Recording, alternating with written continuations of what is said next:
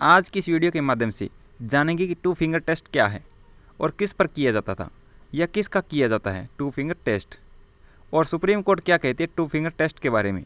दोस्तों, इससे पहले हमें देखनी होगी धारा 164 CRPC, जिसमें यह बताया गया है कि जिस भी व्यक्ति का बलात्कार होता है उसका मेडिकल एग्जामिनेशन होगा।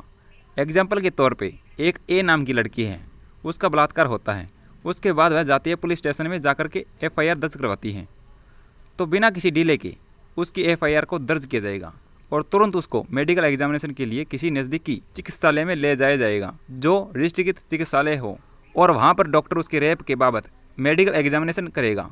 टू फिंगर टेस्ट क्या होता था? टू फिंगर टेस्ट उस लड़की का होता था जिसका रेप हुआ है। उसके वेजाइना के अंदर टू फिंगर को इंसल्ट करता था डॉक्टर, और उसके आधार पर वो एक ओपिनियन भी लिखता था उसके अंदर, क्योंकि उसमें दोनों चीज़ आती हैं, विक्टिम के फेवर की भी चीज़ आती है। अगर उसको ये फील होता है कि उसके साथ फर्स्ट टाइम अटेम्प्ट हुआ है तो अपने अनुभव के आधार पर ही ये चीज़ लिखता है।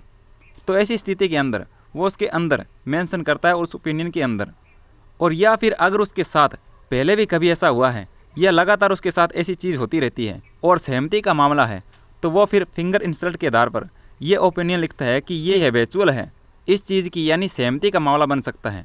तो अपराधी का जो वकील है उस चीज़ को पकड़ लेता है कि ये हैबिचुअल है, और इस तरह से उसकी फेवर में भी बात आ जाती है। लेकिन दोस्तों, जिस लड़की का रेप हुआ है उस लड़की को दोबारा से किसी को सज़ा दिलवाने के लिए डॉक्टर के पास जाकर के और वो चीज़ एक तरीके से दोबारा से करना पड़ रहा है, क्योंकि कुछ इंसल्ट कर रहे हो तो वो भी रेप की श्रेणी में आता है।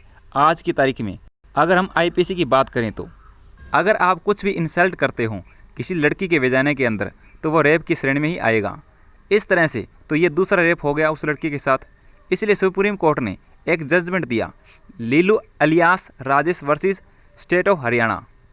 उसमें सुप्रीम कोर्ट ने एक बात कही कि जिस लड़की के साथ ऐसा एक्ट हुआ है उसके अधिकारों का हनन है, उसकी डिग्निटी को ठेस पहुँचाने वाली बात है, क्योंकि एक तो उसके साथ ऐसा एक्ट हो चुका है और उसके बाद इस चीज़ को भी करे तो ये गलत होगा। ये टू फिंगर टेस्ट है, इसको तो बैन कर दिया, अब टू फिंगर टेस्ट नहीं होता। लेकिन आज की तारीख में जो टेस्ट होता है वो मेडिकल एग्जामिनेशन होता है।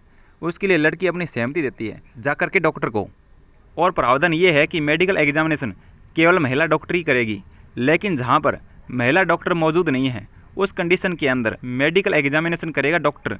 लेकिन ये जो धारा 164A है जो है ये बताती है कि इस बात को भी डॉक्टर जो करेगा वो सहमति से करेगा। अगर लड़की सहमति देने के लिए सक्षम नहीं है तो उसके परिवार से लेगा सहमति। अब डॉक्टर उसको बताएगा कि वो किस चीज़ की सहमति ले रहा है, वो उस पार्ट को देखेगा, तो वेजाइना को देखेगा डॉक्टर, चाहे वो मेल डॉक्टर हो।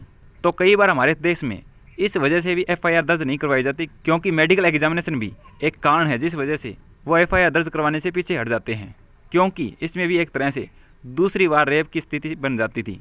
इसलिए टू फिंगर टेस्ट को ख़त्म कर दिया गया है। तो अब केवल जो एक्सटर्नल जो चोट है वो नज़र आ जाती है। अगर उस लड़की के साथ फोर्स हुआ है तो और इसके अलावा सैम्पलिंग लेता है डॉक्टर, वेजाइना के स्वाब की सैम्पलिंग लेता है, सीमन की सैम्पलिंग लेता है और उसके DNA के लिए उसको भेज देता है। जो फाइनल का ओपिनियन होता है डॉक्टर का वो फॉरेंसिक लैब की रिपोर्ट आती है जिसमें DNA की जांच होकर आती है, उसके आधार पर होता है। लेकिन टू फिंगर टेस्ट को अब ख़त्म कर दिया गया है। तो दोस्तों, आपको वीडियो कैसी लगी? अगर आपको ये वीडियो अच्छी लगे तो इस वीडियो को लाइक कीजिए, शेयर कीजिए, और वीडियो को देखने के लिए आपका बहुत बहुत धन्यवाद।